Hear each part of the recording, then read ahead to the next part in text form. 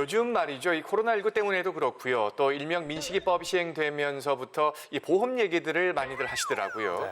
이 보험, 내 보험은 괜찮은지 뭘 더 들어야 되는 건 아닌지 이렇게 걱정도 되고 그렇단 말입니다. 예, 맞아요. 요새 뭐 은행권이고 금융권이고요. 정말 우리가 막막해요. 네. 정말 우리 서민들이 이제는 뭐 목돈 재볼 기회도 점점 줄어지는 것 같고요. 네.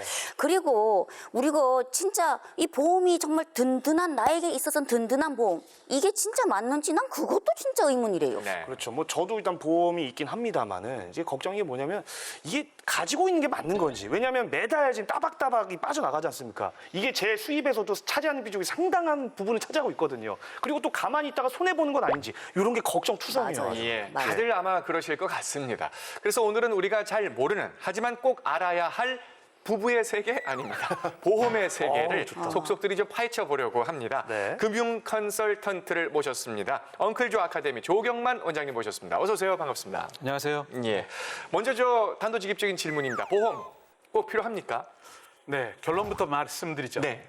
당근 필요합니다. 당근 필요합니다. 당근. 만약에 예. 자동차 보험, 국민 건강보험 없는 대한민국 생각해 보셨나요? 아, 그러네요. 진짜 없으면 안 되네요. 네, 그렇습니다. 예. 오늘날의 시대를 전염병 시대라고 하는데 이럴 때 보험은 어떻게 들고 어떻게 활용해야 될까요? 네, 기존 전염병 대부분이 보험의 범주 안에 있습니다. 네. 그러니까 보험을 가지고 계신 분들은 뭐 성품에 따라서 차이가 있지만 이 전염병 시대라서 특별히 뭐 이렇게 긴장하거나 두려움을 가질 필요가 없죠. 네. 오히려 뭐 그렇게 애써가지고 보험금 받는 것보다 방역에 애써가지고 내가 보험금을 안 받는 사람이 더 행복한 사람이니까요. 예, 예. 실손보험으로 입원 치료비 뭐 이런 것들은 대부분 해당됩니다. 전부 또는 일부가 보상받을 수 있고요. 특별히 코로나19 같은 경우는 이번에 1군 전염병으로 네. 그렇게 포함이 됐기 때문에 사망하신다고 하더라도 재보상금으로 적지 않은 보험금을 받을 수 있기 때문에 네. 보험 때문에 뭐 전염병 시대라 해서 특별하게 걱정하거나 흔들리실 필요는 없을 것 같습니다. 예, 예. 근데 원장님요, 우리는요, 이 보험사에서 앓고 주지 않는 그런 어떤 알짜배기 정보, 왜 이런 거 있지 않소? 그러니 우린 진짜 이런 게 궁금하고요. 맞아요, 맞아요. 정말 이 보험사가 앓고 주지 않는 어떤 보험의 세계? 그런 게 있으면 그런 걸 좀 앓고줘요. 아, 이렇게 특별한 걸 원하시는 분들이 네, 보험사에 제가 근무해 보기도 했는데 보험은 정말 어렵습니다. 그런데 보험은 크게 두 가지입니다. 네. 하나는 만약의 경우에 내가 문제가 생기면 보상을 받는 보장 쪽이거나 예, 보장. 또는 한 10년, 20년 이후에 자금을 마련하는 장기의 목적 자금. 이 두 가지에 적합하지 않은 경우는 지금이라도 빨리 아까 말씀하신 것처럼 돈이 흘러나가는 걸 막으셔야 될 정도로 네. 안 좋은 보험이라고 얘기할 수 있을 것 같습니다. 네. 업계에서 일한 사람들이 대부분 볼 때 가입할 때 뭐 유지하면서 약관 대출 받을 때 보험금 지급받을 때 만기 예약 이런 경우마다 다 있긴 한데 네. 이 두 가지 원칙 내가 보상이 잘 되는 건가? 또 하나는 10년, 20년 후에 뭐 은퇴 자금이라든가 30대 부부가 아이 교육 자금으로 마련하는 거 이런 것들은 그런 용도로는 반드시 필요하죠. 예, 예. 근데 이게 돈 나갈 때가 진짜 한두 군데가 아닌데 네. 가뜩이나 이제 경제가 더 어려워지면은 그 제일 먼저 생각을 하는 게 보험을 줄여야겠다. 이런 생각도 많이 하십니다. 네. 이게 그 올바른 생각이 맞습니까? 보험이 이런 경제가 어렵고 문제가 있을 때마다 항상 뉴스거리로 등장하는데 보험 제일 먼저 예약한다. 이런 얘기가 나오거든요. 네네네네. 근데 조금 전에 말씀드린 것처럼 기본적으로 잘못된 의사결정이세요. 아, 그래요? 예. 어떡하지? 그러니까 아까 말씀드린 보장과 장기 목적 자금에 맞는 것들은 깨면 안 되지만 네. 뭐 인간관계 때문에 내용도 모르고 막 가입했던 것들 때문에 부담된다. 이런 거는 정리해가지고 깨야 되죠.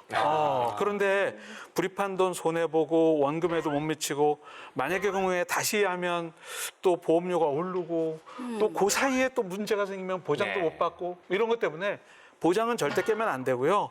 가입할 때부터 좀 무리하게 가입하거나 지인들의 소개로 그러지 말아야 될 보험을 가입한 것 때문에 힘들다, 버겁다 이런 생각들을 그럴 하죠. 때는. 예, 예. 기준을 좀 말씀드리면 보장은 수입의 한 5% 정도.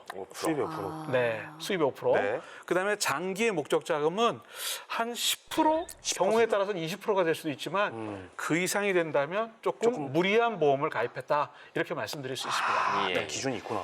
네. 이제 그 일명 그 민식이법이 시행된 이후에 그 운전자 보험 기존에 가입했던 걸 해약하고 뭐 새로 들고 뭐 이러는 경우들을 보게 됩니다. 이게 어떻게 생각을 해야 될까요? 그 운전자 보험은 자동차 보험에서 보상 안 되는 것들을 이제 보상해 주는 것이 자동차 예. 운전자 보험인데 이 보험이 어렵기 때문에 네. 뭐 그런 이유를 대면 대부분의 분들이 기존의 운전자 보험을 깨게 돼 있어요. 그렇죠. 왜냐하면 약관 읽어보신 적 있어요? 아니요. 거의 그냥 다 내리고 동의합니다만 체크하고. 네. 대부분 그러시기 때문에 이 내용을 알기가 어렵죠. 그러니까 이번에 뭐 2천만 원까지 보상되는 게 민식이법 때문에 3천만 원까지 보상된다. 새로 가입하셔야 됩니다. 이런 얘기를 하시는 분들은 예. 좀 이렇게 멀리 하셔야 되는 분 중에 하나고. 오케이. 그렇습니다. 네. 특약을 조금 조정하면 2천만 원에서 3천만 원까지 증액이라는 제도를 이용하면 예. 보험료 뭐 5천 원, 만 원. 상품에 조금- 따라 다르지만 네. 약간 부담하면 그걸 충분히 다 보장 범주 안에 넣을 수 있는데 예. 깨고 가입하시는 건 금융감독원에서도 이런 사람들은 있으면 안 된다. 이렇게 얘기했죠. 예. 진짜 그 요즘에 보면 금리 자체가 거의 뭐 절벽 금리다 이런 표현들을 하더라고요. 그러니까 경기는 더 불확실해지고 어려워지는데 투자할 곳은 마땅치 않고. 자, 이럴 때 그 보험사에서 운영하는 그 저축성 예금 상품들 사실 저도 얼마 전에 좀 유심 있게 봤는데 이거 어떻게 좀 가입하는 게 맞는 건지 괜찮은가요?